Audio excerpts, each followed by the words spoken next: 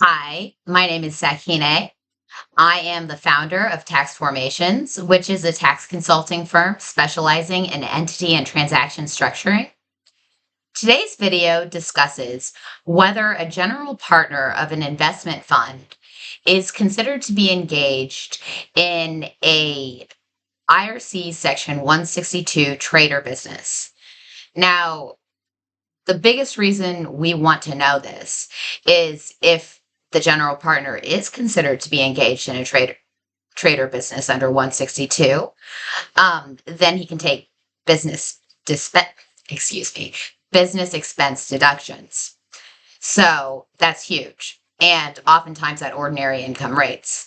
So the general partner wants to be considered a 162 trader business.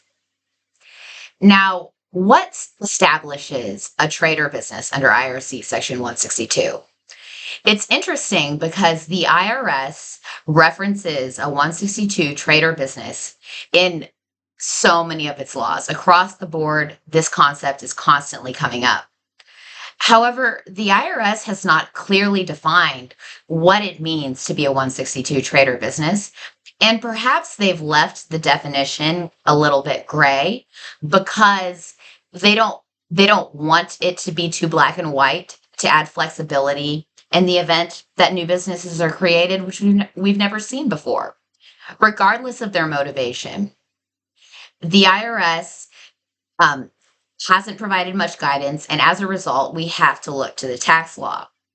Now, the seminal case for the requirements for establishing a 162 trader business is Grotzinger, which is a Supreme Court case, which held that there are really three elements which must be met to establish a trader business under 162.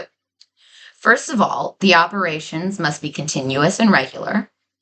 Second of all, the GP must be actively engaged in activities related to the trade or business. And third, the purpose of the GP's engagement in these activities must be to earn income or profit. Now, a GP of an investment fund is definitely actively engaged in the trade or business of the underlying, of managing and administering the underlying investment. There are obviously substantial activities that the GP needs to take care of. It's his job, and he is actively engaging that investment. So we don't have any concern from that front. However, on another front, so the GP, when he provides these services, he gets paid in some form or another. On another front, the GP might also make an investment in the underlying investment. Now, the reason for this is to assure other shareholders, hey, look, I'm making an investment, like I really believe in this. Now, that investment element of the GP's interaction with the underlying investment is where we could potentially have a problem, and where the answer of whether a GP can qualify as a 162 trader business becomes a little gray.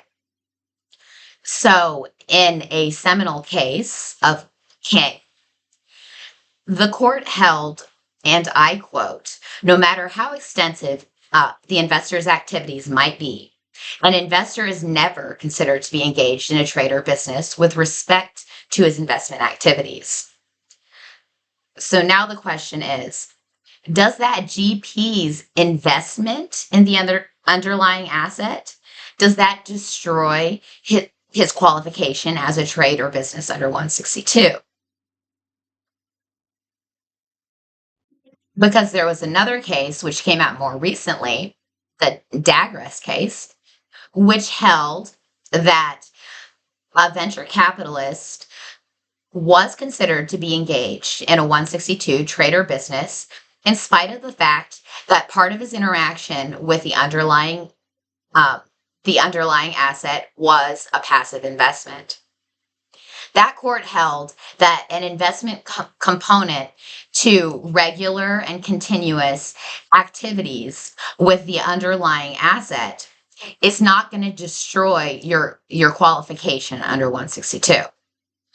But there's still gray here. What if the investment component represents 90% of the GP's income and the income from actively participating in the business only represents 10%? Then is it a trader business? So the gray still exists, but this is a high level overview of the general law and guidance that you would use in addressing a question like this. So if you found this video helpful, have any questions, or would like to have more of a discussion on this topic, feel free to reach out to me anytime. My information is in the contact box below. Thanks.